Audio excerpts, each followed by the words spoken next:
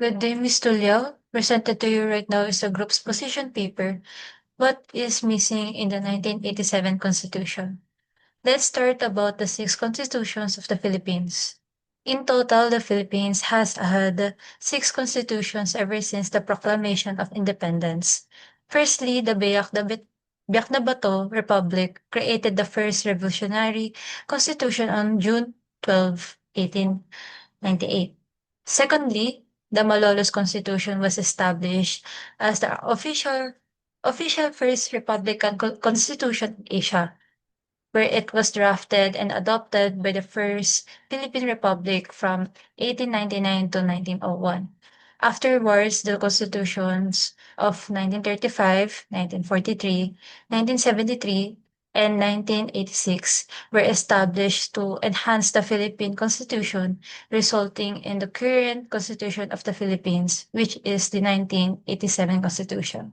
One of the most glaring deficiencies of the Constitution is represented in Section 26 of Article 2, where it declares the state shall ensure equal in opportunity and election to serve in the state and shall outlaw political dynasties as defined by the law.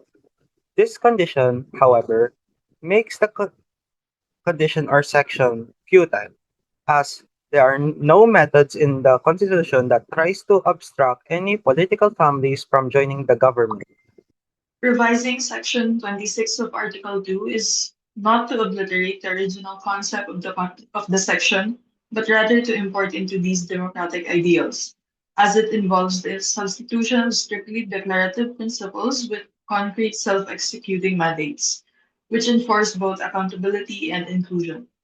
Hence, it makes Section 26 a more active and self-enforcing prohibition, and as a result, eliminates elite political capture and the existence of a more truly representative polity. To the point, the government is often dominated by the same families that the Constitution is supposed to restrain. In turn, this resulted in the systemic impaction of the political oligarchies, hence going against the fundamental principle of a truly representative democracy and equality among the people. In the Philippines today, public trust in government institutions continues to be challenged by the persistent issues of corruption, political dynasties, and weak accountability. While the 1987 Constitution laid the foundation for democracy after dictatorship, it must be evolved to meet the demands for a more transparent and just society.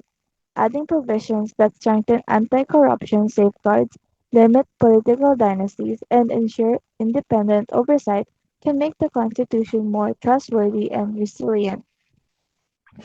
Equally important is the establishment of a nonpartisan constitutional oversight body mandated to audit government performance, review ethical compliance, and ensure transparency across all branches.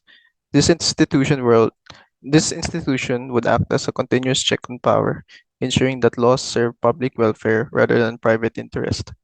One proposed reform is the Local Governance Accountability Act, in which local government units will implement an open government system by being transparent with the financial records and project plans that can prevent misuse, and officials will be held accountable. Another proposal is the empowerment of the citizens through the initiation of People's Monitoring Council. It is the combination of the local representatives, youths, and instructors, and they will supervise the project's spending and promoting the involvement of the community in the government. Furthermore, public participation must be strengthened through digital transparency platforms that allow citizens to monitor legislation, budgets, and government projects. Encouraging active civic engagement transforms accountability from legal duty into a shared national value. By addressing systemic inequality and enhancing oversight, these constitutional improvements would reinforce public trust and uphold the democratic ideals and visions in 1987, which is creating a government that is transparent, fair, and truly accountable to the Filipino people. To this day, the Philippine Constitution still has many errors and gaps, despite the constant efforts to correct it. These flaws may appear minor at first, but when politicians use them to continuously find ways to avoid being held accountable for their wrongdoings, they become completely wrong and nonsensical.